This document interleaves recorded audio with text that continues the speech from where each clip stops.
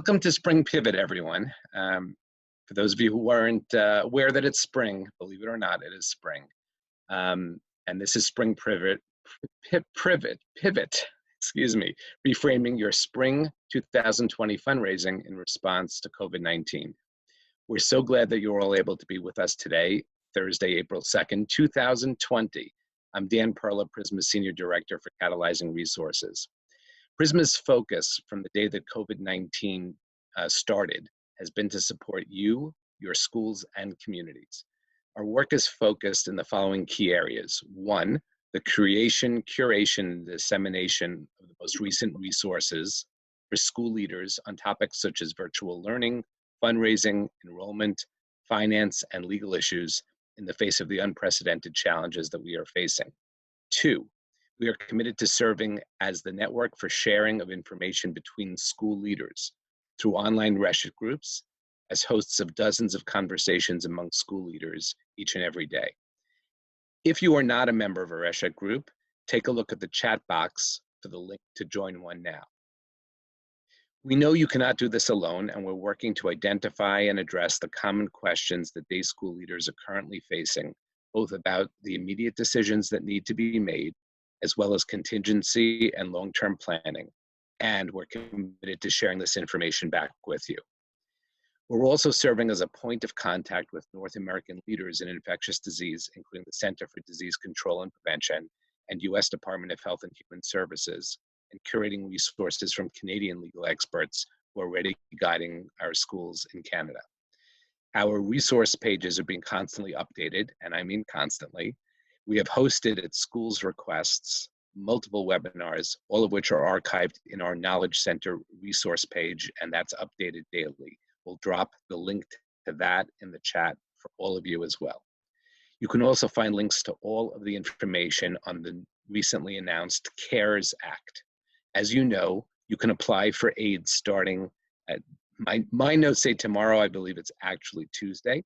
Check out the site for more information on the application process and join me for a webinar to guide you through the application process tomorrow at noon Eastern time. You'll find a link for the webinar in the chat in just a minute.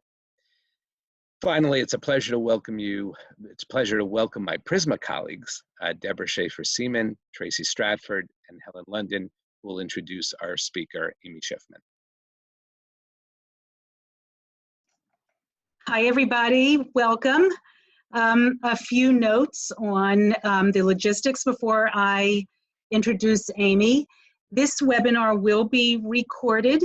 We will send the recording along with notes and all the links and the resources that are shared to you as soon as we can.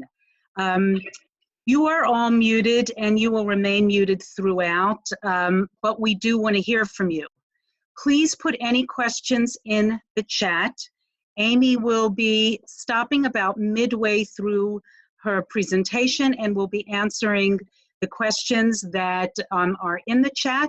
And at the end of the session, the last 10 minutes, 10 to 15 minutes of this presentation, she will stop and answer those questions as well. I would encourage you, if you are following the chat and if you have an answer to any of these questions, because a lot of you are already doing some amazing things and we'd like you to participate in responding to any of the questions. Please feel free to be a responder and respond directly in the chat. So with all that said, let me welcome Amy Schiffman. Amy, I don't think you need a welcome anymore. We all know you, and we are so happy that we are partners in this work together. Amy's been a Prisma partner prior to that, a PEAGE partner working on our GFA, Governance Fundraising Academy, and Generations, our endowment building programs together. Amy has a strong background in day school development, as she was a day school development officer herself. She's now a partner in Giving Tree Associates based in Chicago and has helped organizations raise millions of dollars through major gifts, foundations, and corporate fundraising. She is in addition a certified fundraising executive, a CFRE licensed, and it is our pleasure now to welcome you and learn from you. Thank you. Amy? Thank you. Good afternoon, everyone. Good morning for our Pacific coasters. It's great to be back with you. And I think it's even better to be back with you now that I've had a couple of weeks of conversation, 2 weeks of conversation since we last spoke via Zoom with day schools to really, and this is true of Helen, Tracy, and I have all been talking to you and hearing from you about what your fundraising challenges are. And so the three of us really tried to craft a session that we wish could be a little bit more interactive, but we'll do the best that we can to answer those questions. And so I'm going to share my screen, and I want to take us into a deeper.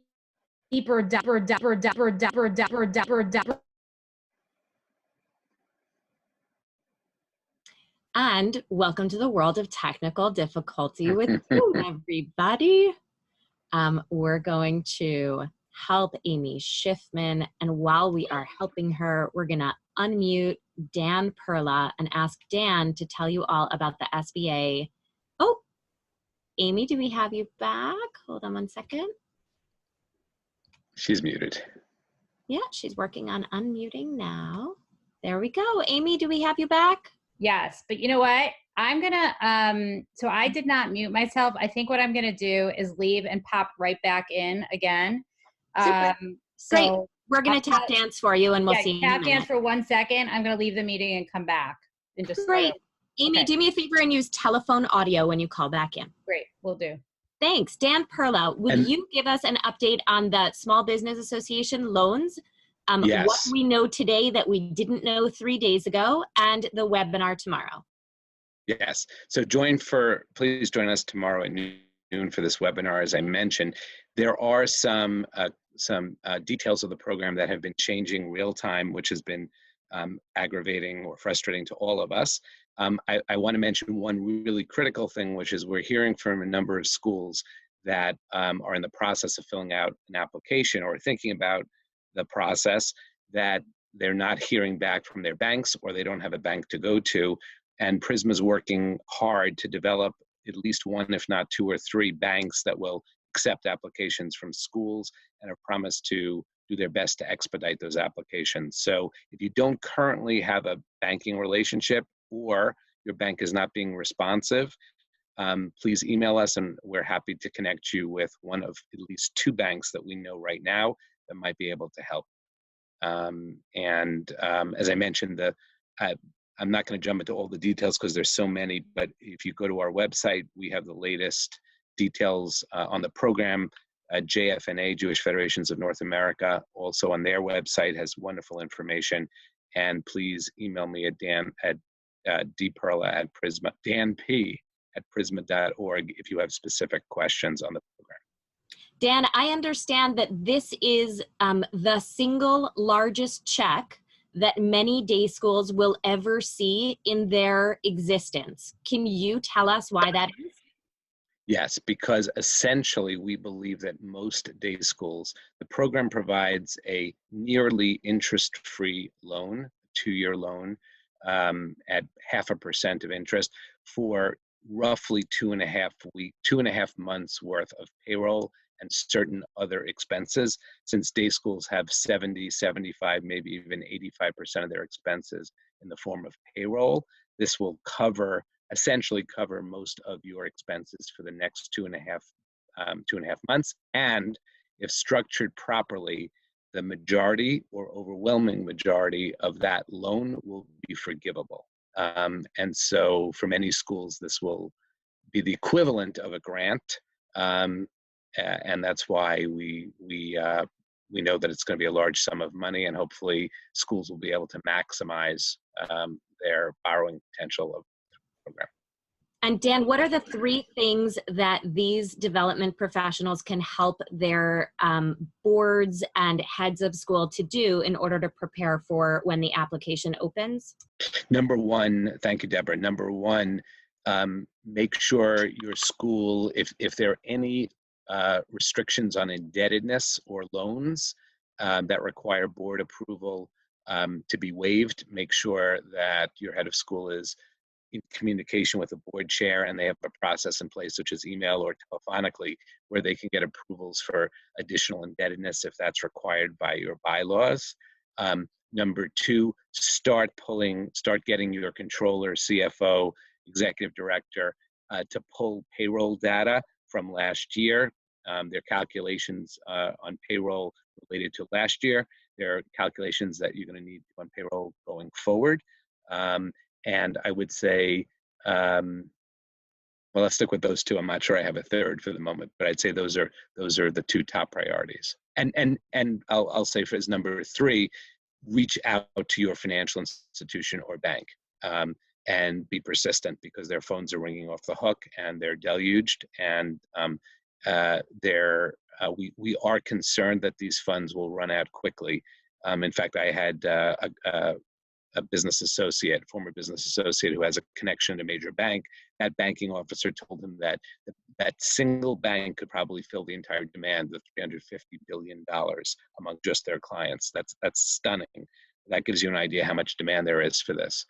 So move quickly. So much for that update. Sure. Amy Schiffman, I think that you are back on and ready to go live. We're ready for you. Okay. Yes, we sure can. I wonder. Can't hear you. Okay, Amy, please press unmute. Okay, now I'm muting my phone. How's that? Good. Perfect. Welcome Good. back. Okay, let's try this share thing again.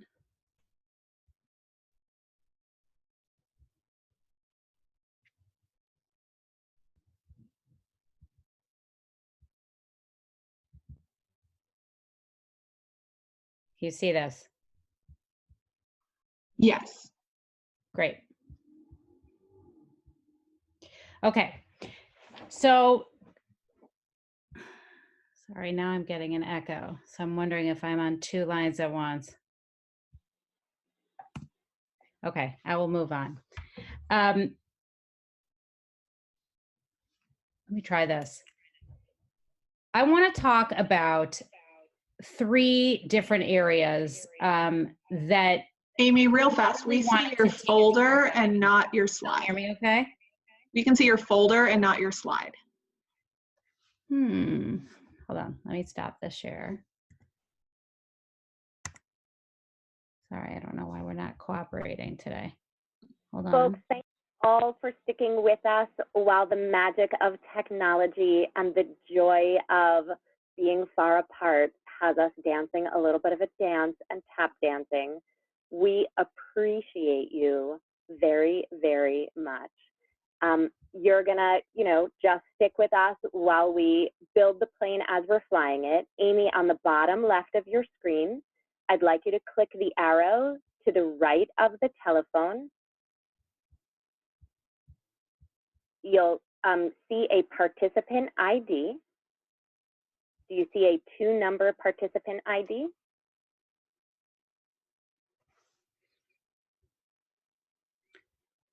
Thanks, Barb. Okay, here, let's try. I'm going to try to join via. All right, Amy, you're ready to go. Go ahead. Okay, awesome. Thanks, everybody, for hanging in there. I don't know why this was not cooperating before, but let's dig in. We've lost some very critical time. I really want to dig in with you on a couple areas that Helen and Tracy and I are hearing a lot about. The first is really what to do about your event. And if we want to check in on mailings as well. I'm more than happy to cover that again. So just put in, if you're really concerned about what you're going to mail, put that in the question box so that we know to cover that toward the end. We want to talk about events. We want to talk about how far you've gotten with major donor outreach. And we definitely want to get to thinking about your case for support, which we believe is going to change not only for the remainder of this year, but we want you to be thinking very hard about what needs to change with regard to your case for support for fiscal year 21. So that's what we want to get to. Let's do a quick sort of week or two in review, so we can moan together for a couple of minutes. One is clear, as Dan indicated, there's high unemployment rates. We're having a hard time keeping small businesses open. Hopefully there's a remedy to that in the near future. But we are seeing a growing number of cases. We're not on the decline quite yet. And so things are still at a standstill. And what does that mean for you? What questions emerge because of that? Is sort of when will life be back to normal, right? We don't know when we're returning to school. We don't know if we're returning to school. There's a lot we don't know right now. There are a couple of bright spots. CARE, certainly we hope will benefit most, if not some of us. We do have some companies that are stepping up and doing a really amazing thing with their work. I heard a great story about Gap the other day. I heard a great story about Estee Lauder making hand sanitizer. We see a lot of foundations really easing their restrictions and saying, let us work with you, let us come out with some emergency dollars. So if you have not been yet, one of the things we suggested on the last webinar is that you get in touch with certainly your major donors, but also your institutional supporters. If that has not happened yet, for whatever reason, no judgment, by the way, if you've not been in touch somewhat regularly, or at least since the last time we talked together, with your institutional supporters, meaning your federation, your foundations, family foundations, now's the time to do that, to just communicate again what is going on and understand the ways in which they can help you. There's all sorts of articles out there talking about this intent to be our partner in this. And so you want to understand what that means for you. And I've even heard some really beautiful stories of some donors stepping up in a big way to help get schools through at least the end of this fiscal year. So it's out there. I think the last time we talked, we were really nervous about you asking. That was a couple of weeks ago. We asked you to hold off a couple of weeks. Now we're at the point where we're rethinking that. And I think we're pre-Pesach and sort of wondering, what is it that we want to happen after Pesach in order to continue to A, create that really strong stewardship environment, and B, let our donors know that our needs have not stopped because the economy seems to have halted for the time being. So because people are able to, I think now, take a deep breath and sort of have begun at least adapting. Part of the reason we didn't want you asking in the last couple of weeks is because we felt that people needed to adapt to the shock, or as we say in our house, adapt to the anxiety, the heightened level of anxiety that really is present. And for many, I mean, I'm used to working from home, but for many of you, for many out there in the world, this remote work environment is a very new thing. Not being able to leave your house except in emergency is a very new thing. And so hitting your donors last week, the week before, with major gift asks sort of felt insensitive.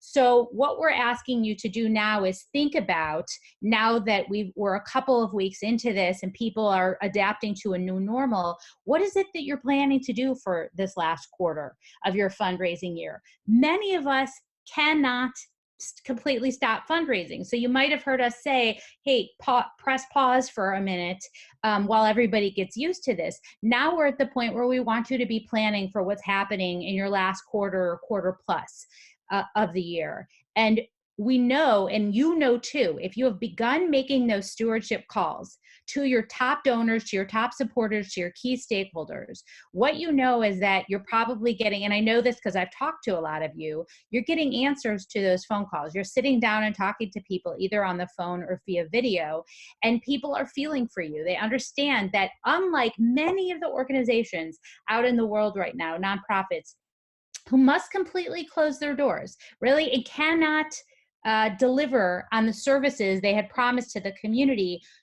Most of us can. The schools are different. You are continuing to do. So when I say consider what hasn't changed, most of us, if not all of us, are continuing to offer that education. We have not stopped delivering on our mission.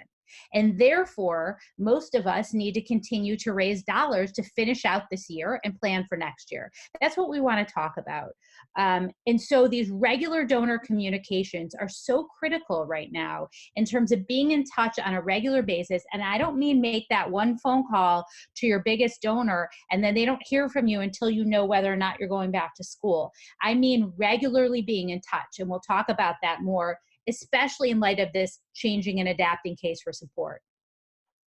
I promised that we wanted to zoom in on events, partially because we've gotten so many questions about what to do about these events. You really have three choices at this point. You're either canceling, and some of you have done that.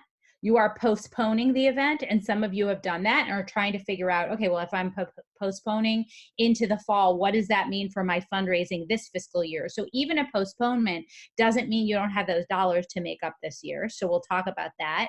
And then I want to zoom in for a minute, and we can come back to the other two things.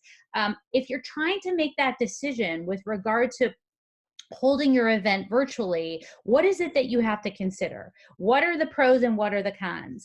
And I have spent the past 10 days reading everything I can read and talking to everyone I can talk to about virtual events so that I can give you sort of a fair shake on a fair look at, or an unbiased look at, whether you should or you shouldn't.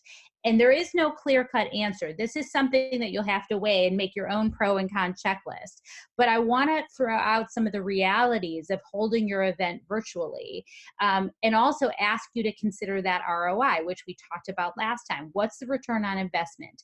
If this is an event that you still think might turn around hundreds of thousands of dollars for the school, then it may be that you should take the time, energy, and money to produce this virtually. If this is a $30,000, and I'm just plucking this out of the air, right? If this is a $30,000 net revenue activity for you, and yet it's hundreds of hours of work to put this on, and truthfully a lot of money, is it worth your time, or are you better spending your time reaching out to major donors, fewer donors, and asking them to help you make payroll for the remainder of the year, right? To continue to support the education and pursuing your mission. So that's really what I want to explore with you. And these are sort of, and I'm going to go into more detail here, but these are the kinds of questions or sort of indicators that you're ready to produce a virtual event. And if you cannot check most of these boxes, I would suggest that your event goals are better pursued with a different strategy, truthfully. So again, if your board is not on board, if you don't, and what I mean by your board being on board is, are they prepared to really be the ambassadors for this event? We don't expect, if you in the past got 400 people to a dinner, or 200 people to a golf event, or whatever it is. We don't expect, if you take any of these events online or hold them virtually, that you're going to get the exact same attendance. You'll probably get what I'm hearing is maybe 25% of your typical attendance. And I'm happy for anyone to chat in the chat box, and I'll have Deborah look at that. If you're hearing or you've experienced anything different, let me know. But if you're anywhere near 25 to 50, even 50% would be phenomenal in terms of participation online. So the virtual event truly isn't about getting the same number of people interfacing with you on your event. The virtual event is an opportunity for you to create community in a way that is possible during this crazy time. The virtual event should be an opportunity for you to raise dollars and bring your leadership together toward a common cause. That's the goal here. You have to decide. You may have other goals. And I have some suggestions on this next page in terms of thinking about goal setting. How is it that you want people to feel? What messages are you looking to convey via this event? What outcomes do you seek? Does your dollar goal, do you adjust your dollar goal because this is an online event or a virtual event rather than an in-person event? It's unlikely, not impossible, but it's unlikely that you will raise the same dollars via a virtual event. And again, I've looked at about 10 examples. It's not impossible, but it's unlikely that you're going to get to. So what is that dollar goal? You might want to readjust so that the leadership has a realistic vision and reach in terms of what they're able to raise prior to the event and that evening or that day. And the other tough choice you have to make with regard to dollars is, are you setting a ticket price? Maybe if you already had this event planned and you had invitations out, we're all at different points in terms of producing events and having solicited sponsorships and auction gifts. But if you have not yet begun to do those things and you have not put out a ticket price for your event, it may be that you want to lower that ticket price and that you're hoping to gain that revenue and achieve those revenue goals with your major gifts, with your sponsorship gifts.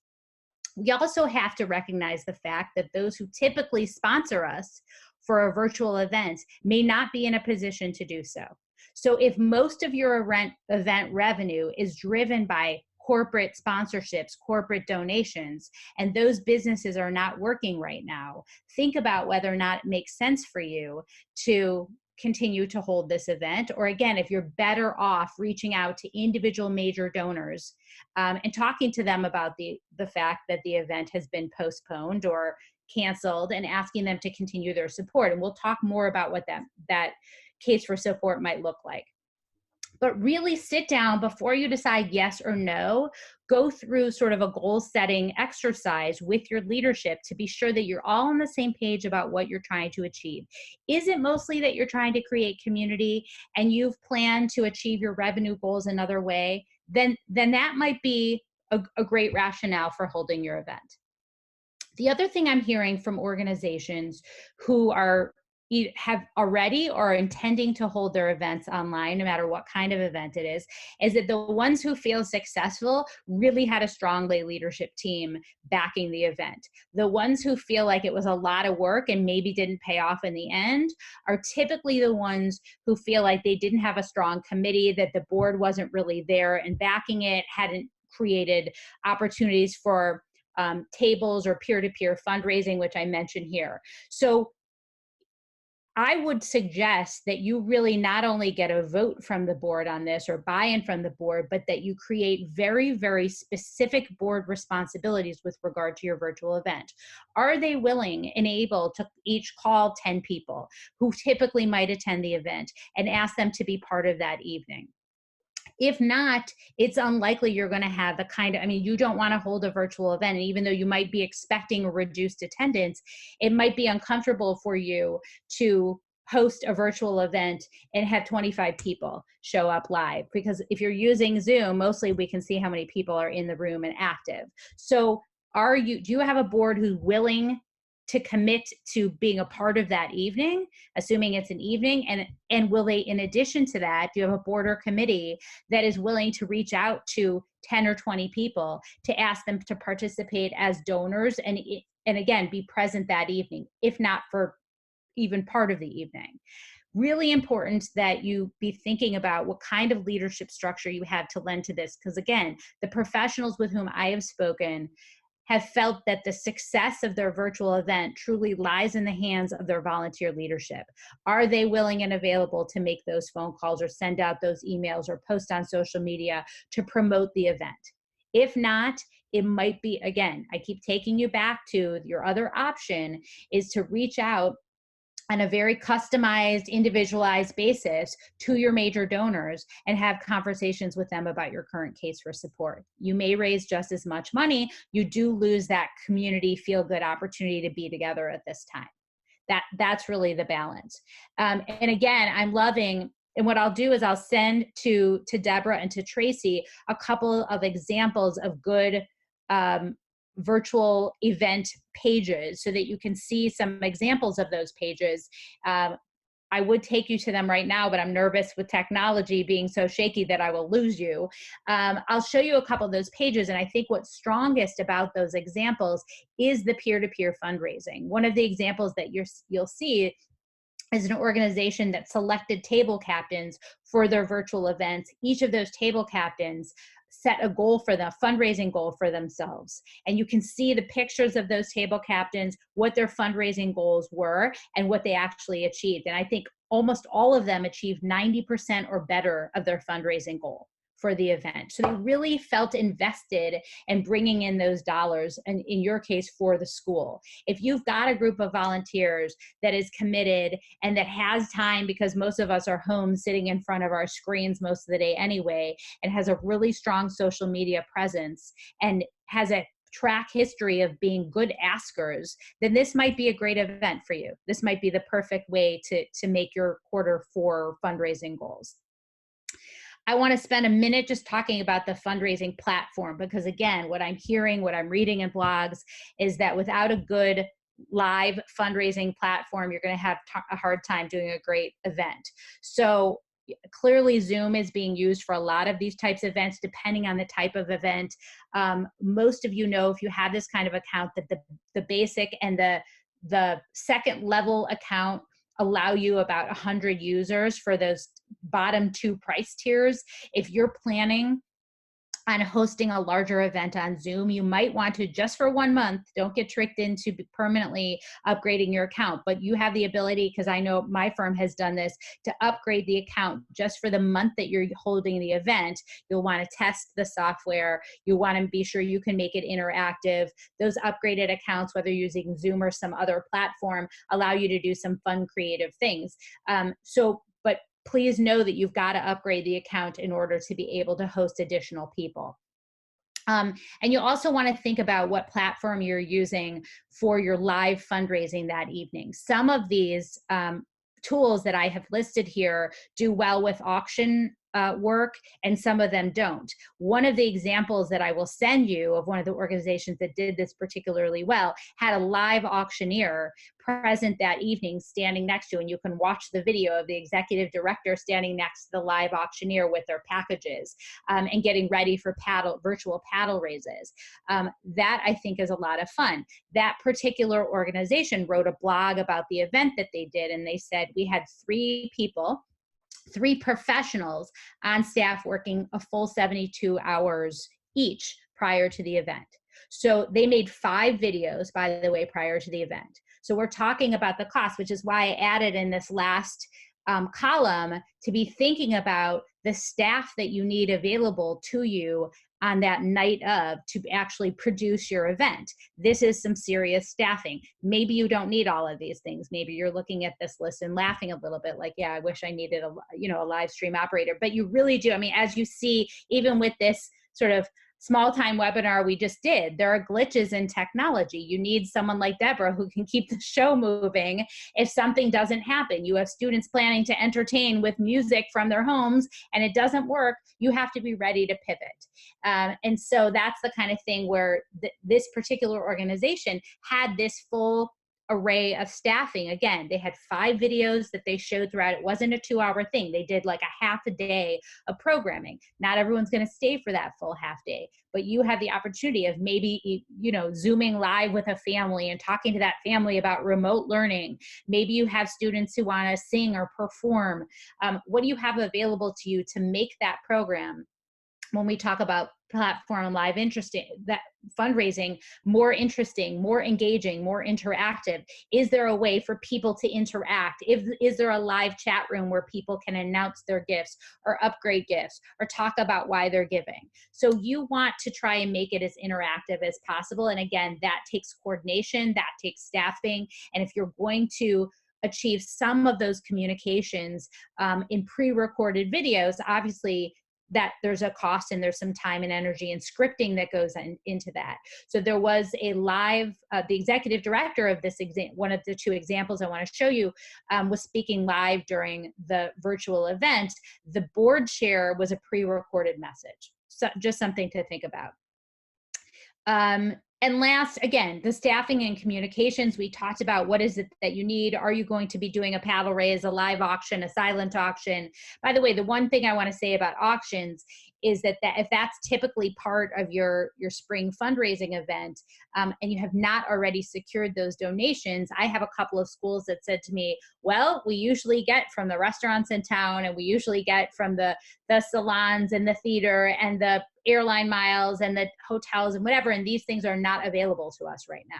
So if you have not, or if you have already secured those items, you might want to check back in with that vendor. Is that still truly available to you? If you have not already secured those items, it's clearly a tough time to do that. So again, consider whether or not, even if the auction is typically a moneymaker for you, maybe you want to do an online tribute book instead. Maybe there's a different way to make up that revenue.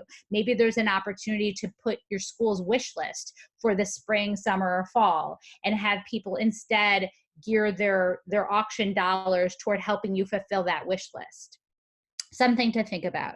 And then again, there's a strong communications effort with this type of event. You want to put out your save the date, you're going to do virtual invitations, event reminders, event follow-ups. Some of that can be automated through whatever tool you're using, and some of that you want to be really customized based on who you're speaking to. Is it the event committee? Is it people who have already purchased tickets? And back to the first item I was talking about, is it a ticket price or is it a suggested donation? I've seen schools going back both ways. One is that this is really a fundraiser, we need a set ticket price. The other is that we want as many members of our community as possible to actually show up virtually. And so we're either going to lower our ticket price or have just a suggested donation to be able to participate. And yet we're going to offer lots of fundraising games and opportunities to participate, like these wish lists during the night of. So there's a lot to think about. And as you can see, I'm really not trying to sway you one way or the other. I want you to think about whether or not, again, think about return on investment. Is this worth your time and energy? Maybe you really do need a boost to the community emotionally, physically. That big kind of community gathering would be a great thing for you right now and offer you an opportunity to raise dollars. If it's only the gathering in the sense of community, I just want you to be careful about how much time you as the development professional are going to devote to an event that does not produce some net revenue. That's what I want you to think about. And I'm going to pause here before I move on, because I want to know, are there any other questions, Deborah, that we're getting with regard to events before we go into talking about major donors? We are. There's a question about bandwidth, Amy. The schools are working so hard at the educational pieces that they're delivering and the community connections that they're delivering. Can you talk a little bit about bandwidth and how the folks on this call can think about making space for what you're recommending? Yeah, I mean, what I said, and again, if you're thinking about any kind of virtual event, I hope this slide is actually a little overwhelming for you. I want you to be thinking about all of these things, because I don't want you to think, oh yeah, that's kind of easy to do. We have Zoom. Like that's really all we need. We just invite people, we do it for a virtual invitation, and we get this together. There is a lot to think about. And I want to push you to think about efficient use of time and energy right now. I really do. So I think that's the right question. I want to scare you a little bit about how much time, energy, and really money you're going to put into the event. Will it be less money than you were going to spend on, especially if you got your money back from your venue? It will likely be less expensive than holding a real life event, right? With you don't have all of the physical costs that you do, but there is some expense to that. If you want to make some high quality videos, right, you're going to pay for, I guess you're not going out and doing live videography right now, but you probably have a lot to edit and work on. And you may want to get videos of those honorees and ask them to take video in their home. I mean, there's a lot of coordination and logistics. That's what I'm hearing from people. especially if, and this gets back to your question, Deborah, if you as development professional, we know that we in the development world wear like every hat, right? So just because we're supposed to be fundraising, I know that you're getting pulled into, because I work with a lot of you, and I was a director of development in a day school. I know that you're getting pulled in many different directions, and that your focus right now is also on communications. And that's exactly what I suggested, is that you spend a lot of time communicating with your parent body, with your donor body, and with your major donors in a really specific, customized way. And so if holding a virtual event does not seem, again, if you put together the numbers and make a budget, and if you need my help in thinking about that, I'm offering complimentary 30-minute coaching right now.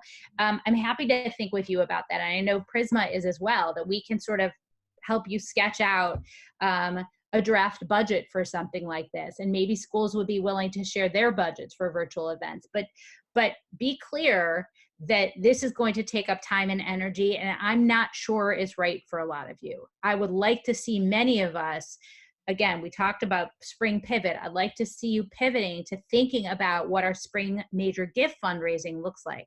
I would rather see you talking to a smaller number of people about larger gifts at this point in the year. Great.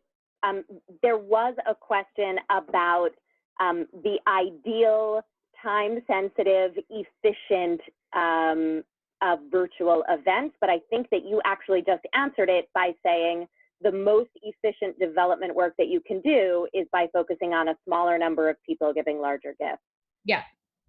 And again, I'm not removing this I'm spending time talking about this because I think, again, for some of you who we have schools on this call who take in somewhere between $500,000 and $1 million on an event. So to say just don't do it this year I understand that's not realistic. It's not possible. And some of you, even if you pick up half of that, $250,000, you need those dollars. That's the way you bring them in year after year, and your community's looking for this, and you maybe do have the bandwidth with regard to a committee. So again, if you can check off a lot of these boxes, the event is doable. There's lots of good examples out there. And like I said, I'll share 2 of them. But I just want you to weigh your time. What are you able to achieve from home in front of your computers? Like, are you really able to pull this all together? Is your team communicating well? Do you have the communication support that you need to pull this off? How quickly are you able to get e-blasts out? All of that matters. Fantastic. Amy, thanks. Why don't you keep going with content? Sure. Okay. So I'm going to come back to major donors in a minute after we talk about case for support, which I think is of critical importance right now. But I want to just keep driving in on these regular communications and thinking about not only those first set of phone calls that hopefully we made last week or the week before, but who do we need to be speaking to regularly? What is it that we're saying? And again, I mentioned this on the last call. I want to say it again. Are you doing or holding regular check-ins with your board of directors? I know that we as development directors cannot always control that. I'd like you to be delivering that message to, like, on behalf of Prisma, to your heads of school, to say it would be great if the board heard regularly from us at this point. Again, whether it's an email, which is okay. I actually think it would be better to do like a 15-minute Zoom call every 2 weeks or so to update them. And again, share with them the language that we're going to be talking about in a minute with regard to case for support. What does that look like now? I also am hearing, I probably have talked to 3 development directors this week alone about their frustrations with regard to whether head of school has an opportunity or has had an opportunity or has any intention of reaching out regularly and intentionally to major donors. And what I'm hearing is that head of school is really very, very legitimately bogged down in logistics right now. A ton of decisions to make. So if we have heads of school on the call, you have an almost impossible job right now. I get it. I think that if you have not made time, you head of school, or I'm talking to you development directors who are working with heads of school, if there is no plan for a head of school to be reaching out regularly to key stakeholders, and this might be 5 to 8 key relationships in the school that really should belong to head of school, already belong to head of school, and you feel like, well, they're hearing from us in the e-blast, I'm telling you now, you are making a critical error. I cannot say that any more directly.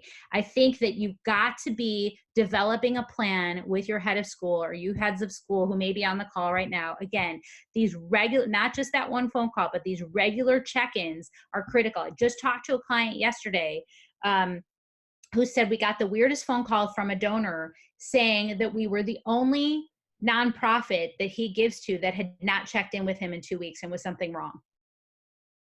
A shocking email, shocking communication. And she said, our bad, like he was on the list, but they notice people, right? So the bigger teams, I always say, we're up against some of the larger organizations of the community, right? Your federation may have 20 people making these kinds of phone calls right now. We have one.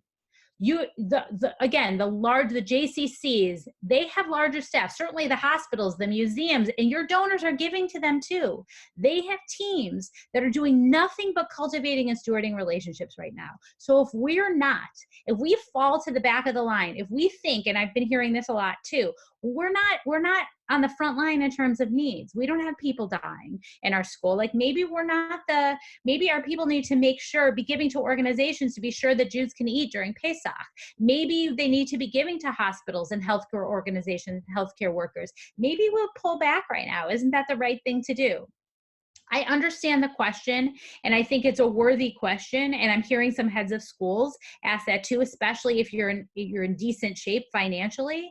But I think the second you get out of line, the second you downgrade your needs and say that we're not as important as someone else on your list, you may lose your place in line.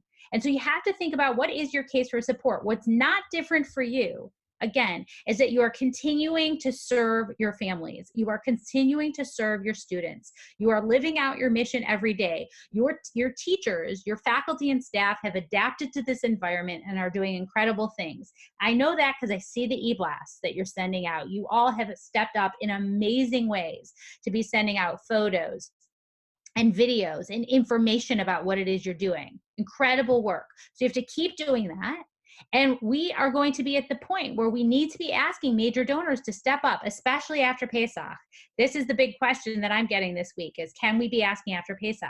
I think you can. It's hard for you to do that, to step back in and ask. If you need to be asking this fiscal year, if you have not been in touch with your donors, it puts you in an awkward position. If you have not. Amy, what are one or two things that we should do right now before Passover to connect with our donors? If you have not made that wellness phone call to your key donor, and more than once, by the way, but since this thing has started, it's time to just check in. And what I would be doing with my major donors would be setting the stage if we must solicit this quarter, and many of us must in order to make payroll and continue functioning as a school, then we need to be setting the stage with these phone calls right now or with these Zoom calls to say, this is what's going on. We are planning on launching an emergency relief campaign for the remainder of this year and really into next year because we are anticipating the following. This is what we're preparing to do. This is what we're gearing up to do. That you're not even asking yet, but you're giving them information about how the school is responding and what you are anticipating with regard to need. Those are the phone calls that should be made before Pesach, and we just have a couple of days. And it's not that, by the way, we can't make phone calls during Pesach, but it may be that there are people who legitimately may need to check out and be with their families and really kind of live a little bit differently during Pesach. I'm hearing a lot of that. So again, my advice would be that you think about making those, again, completing that first round or maybe second round of wellness calls before Pesach, especially those of you who need to ask donors to pay their pledges after Pesach. I'm getting a lot of questions about whether or not we can ask people to pay their pledges. I think you're going to have to. many of us have to, in order, if you can extend those payments out, especially on capital or larger endowment cash donations, then maybe that's something you offer. I don't know that I would offer that unless someone asks. If someone's saying, I'm not sure I'm going to be able to pay you, I would certainly offer that option. I would take any day of the week an extended pledge payment than forgiving the pledge. So you just need to be sure that that's something you can do. But again, if you are going to be in a position after PASOK where you need to ask donors to pay their pledges and to make gifts, because lots of them typically make their fiscal year gifts in the spring, then you need to be setting the stage for that right now. Amy, you just told us one or two things we should do right now before Passover. What do we need to be, while I ask the next question, we're going to launch a quick poll just to see how many people on this call have been checking in with donors weekly during COVID-19. So if you folks just do a very quick yes or no. Now that you've given us that advice, what do we need to be planning for after Passover overall? Okay. So it looks like most of us have been checking in with her. And again, maybe weekly feels like too much for you. I don't really care if it's weekly. I just want there to be a schedule. I want you to be clear on the fact that, okay, I checked, because again, everyone's going to feel different. It might feel awkward. Yes, clearly one. It might feel awkward to call someone only a week later if you don't have anything new to say to them. So I'm not as concerned about the exact timing. I am concerned about there being some regularity to what's going on. Oh, do I share the results or do you do that, Tracy? So we've got it. We shared the results. Yes. Oh, you did? Okay, because it's still up on my screen. So let's talk about the because I think your next question about like, okay, what next has a lot to do with this plan. And again, I think many of us are going to be in a position where we need to continue soliciting, and many of us are going to be preparing for next year's campaign right now. So the thought is to really zero in on what is it that you need and what are your needs for this year. So let's just talk about the end of fiscal year 20. For many of us, we've got this June 30th year-end campaign. And the problem is that we anticipate, or what I'm hearing from schools is that we're doing a lot of anticipation of families really needing to come to us with increased asks for support, increased requests for support, but maybe we don't have the data to support that yet, to support that assertion. What I'm hearing from heads of school, and I've been talking to a lot of them this week, is that what they're expecting based on what happened from 2007 to 2012 is that they're expecting anywhere between a 50 and 100% increase in terms of the dollar amount requests. So not the number of families, but families who maybe were not in a position to require financial assistance last year will need assistance this year because they've been out of work, and families who maybe needed some level of assistance last year, but they need much more assistance this year. So I think it's fair for you to do some planning. And if you have the opportunity to look at what happened at your school, some of us can access that data, some of us can't. But if you have the opportunity to access that data and be using it to have those conversations, those pre-patients with your donors, to say, this is what we experienced in the past, this is what we expect to experience, and here's why, and this is how we're preparing for this situation. You have to remember that donors don't really care what fiscal year you're in. So you explaining to them that this is the end of this fiscal year that I'm asking you for, or the beginning of next fiscal year, they don't care. They don't know, they don't care, and isn't something that you need to be spending time talking about. In fact, there's a lot of studies that show most donors don't remember the last time they gave to you. They may remember that it was around a year ago, but that's not something I think you should concern yourself with right now. Start talking about what the needs are. So whether you put it in this fiscal year or next fiscal year might be an accounting issue for you, but not for them. And so what is it that you need right now? right? Do you need an emergency relief fund in order to help families in need? Our families are already coming to you who are on a payment plan, cannot complete that plan. Were you still planning to raise hundreds of thousands of dollars this fiscal year and you still need to raise them in order to balance your budget this year? That's what you should be talking about. Because again, you are continuing to provide services.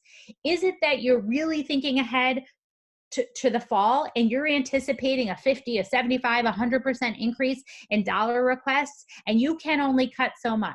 So some of that will have to be taking a hard look at expenses, but you still have, whether it's remote or hopefully it's in person by the fall, a school to run.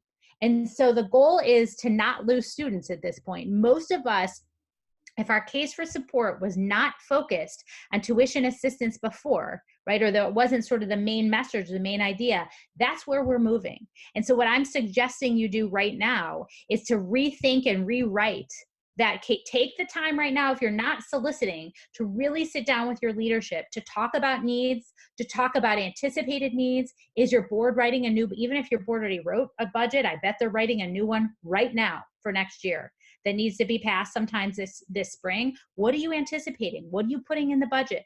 Because chances are cutting expenses alone is not going to do it. That fundraising is going to be tasked with picking up a large chunk of being able to serve every family or keep families in the school. If that's what your concern is, that's the case for support you need to be writing and crafting right now. A couple of questions are coming in. If schools are actually not in the position that you're describing, they are doing fine. They don't actually need to make asks this spring, though, even though it might be nice to prepare for next year.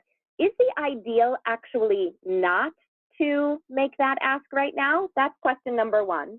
Number two, what do you think of creating a new fund to address the new need for financial aid for the schools are not in that position? Do you think it should be a new fund, or do you think that that should be somehow woven into the annual campaign? Yeah, I don't think there's, so I'll start with number two. I don't think there's a wrong answer. I think for some schools who have mostly completed, and I'm working with some of those schools, their annual campaign fundraising for the year. They're just sort of at the cleanup stage of that campaign, launching an emergency relief fund right now, because again, they're already experiencing some need. They're planning for needs for next fiscal year. Again, the donor doesn't care which fiscal year we're in. So launching that emergency relief fund might be the right thing to do right now. And creating that sense of urgency and explaining that the school is proactively working to respond to that and is going to donors to support families' anticipated needs is a great message to have out there. For other schools who have a lot more fundraising to do for this fiscal year, it may be that just that, and we saw that the Baltimore Jewish Federation put out a really interesting piece saying, we're not creating an emergency, maybe they changed their minds, but we're not putting out an emergency relief fund, a new second line campaign. This is our campaign now. This is the messaging for the remainder of this fiscal year, right? For this year, is that this is what the fundraising is. We have real critical needs in our community that we are working to support. And so we're not launching a second line campaign. This is our campaign, is helping families in need. This is what we do. So I think it's sort of a matter of messaging. I don't think there's a right or wrong tactic to take, but I think if it makes sense for you to say, well, a lot of our families have already made their annual campaign gift, they're done with that, they've already made their capital gift, whatever it is, we need to ask for additional funds, then maybe this emergency relief fund, or however you want to frame it, makes sense for you right now. Other question? Sorry, what was the other question, Deborah? The other question was for schools that are in what they consider to be a strong fiscal reality right now, where they don't actually need to be making asks right now. Would you recommend that they don't? I guess I question that assumption that they don't need to be making asks right now. Again, if you're only thinking about this fiscal year versus next fiscal year, fine. But I'm guessing, again, that you are going to have more requests, higher requests for financial support than you have ever before.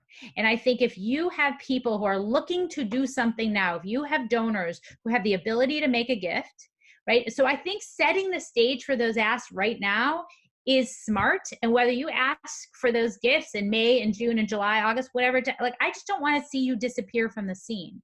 So if you are working to build up a fund to be able to support families in need for the fall, I don't think you can stop fundraising right now.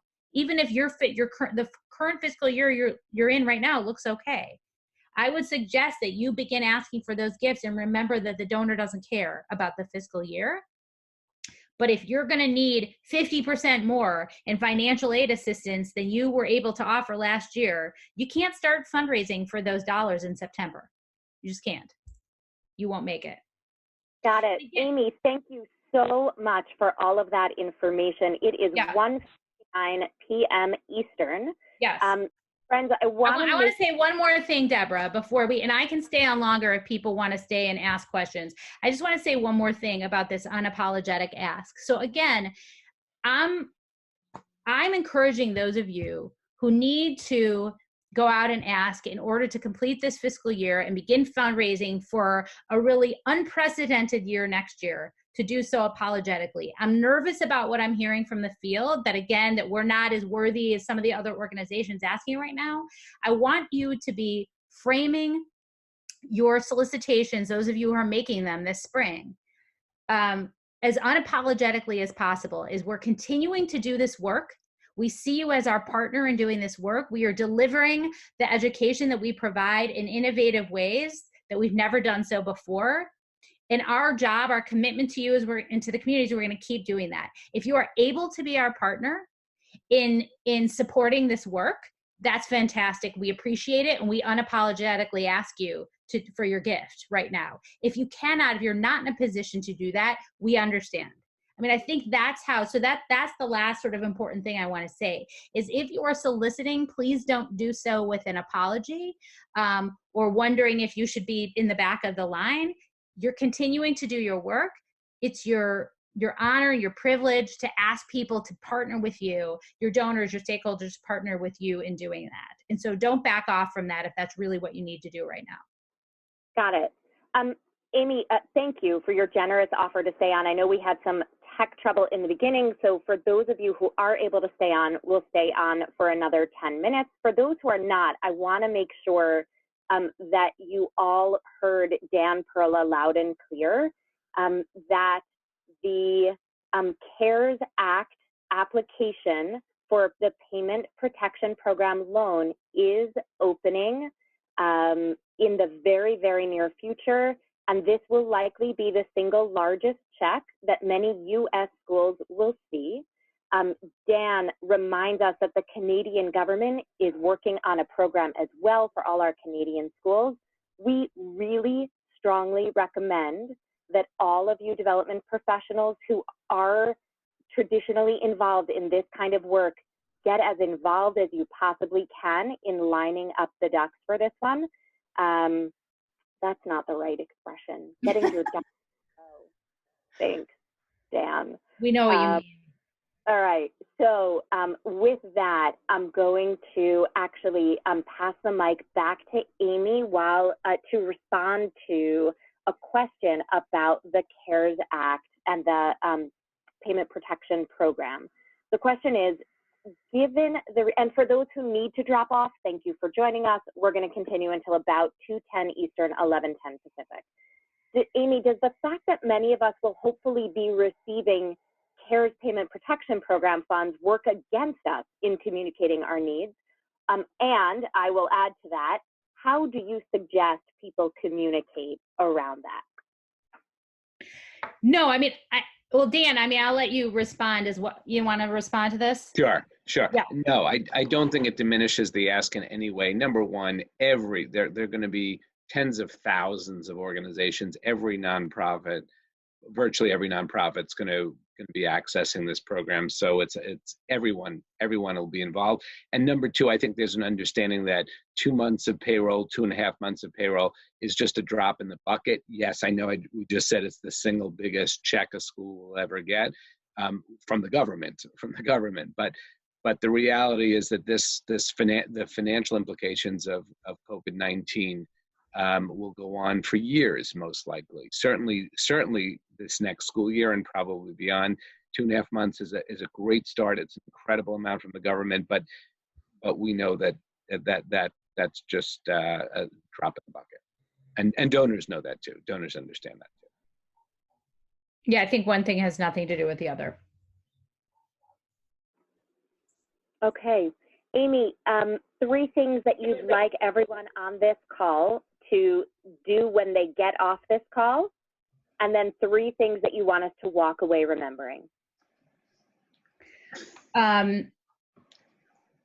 think that most of us need to have another conversation with our head of school around stewardship. Again, what I'm hearing as a pain point for development directors right now is how much time their heads have and will devote to making those phone calls. And I think that if you can have another conversation to divide up the list and figure out who's doing what, that would be great. And who are the people that it would mean a lot to have your head of school reach out to? I'm not saying there's not value in the director of development making these calls, there is.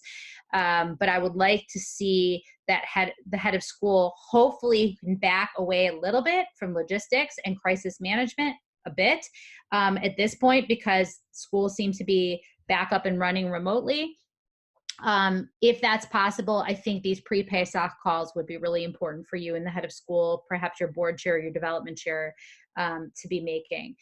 Second is I would really like to see you working on your case for support. So maybe second and third is, what does your case for support look like for the remainder of this fiscal year? And what does it look like? Maybe it's very similar for the beginning of next year. And so what does that mean? Like, yes, fine, Amy, I have the case for support all written out. What do I do with it? So again, do you want content up on your website? Are you using that content from your case to go out and direct mail pieces? Because again, maybe we had spring mailings, maybe we have fall mailings that are planned. Will we use these in communications or proposals to donors or pieces that we put together for them, asking them to think about a challenge grant or a matching grant to get us through the next couple of months? So I think the case, getting our heads around that case is really important, and really actually putting it to paper right now.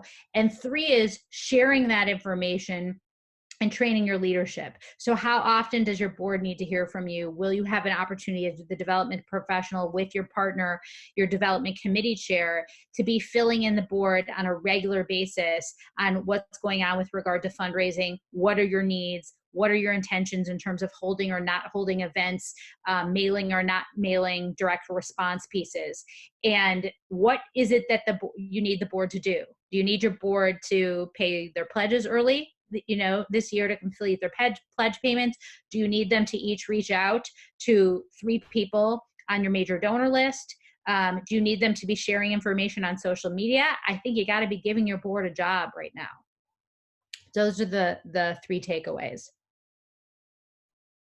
Super. Amy Schiffman, thanks again for your generosity of spirit in joining us today. Folks on the call, I want to make sure that everyone here is connected to your colleagues in the field through Prisma's Development Reshet, our peer-to-peer professional development community, where colleagues are asking all of these kinds of questions and responding to one another in real time. So if you're not yet a member of the Development Reshet or Senior Development Reshet, please do join one. The link is in the chat. In addition, we have all of our COVID-19 resources in the Prisma Knowledge Center. You'll find the link in the chat one more time. And the RSVP for tomorrow's Small Business Association loan webinar is there as well. Wishing you all a sweet and gentle Passover for those who celebrate. May it be a time of transition from slavery to freedom in ways that we have never imagined. Take care, everyone. We look forward to seeing many of you tomorrow. Amy Schiffman, thanks again. Thank you. Bye-bye. Sorry about those tech glitches, everybody. Thanks for sticking in there with us.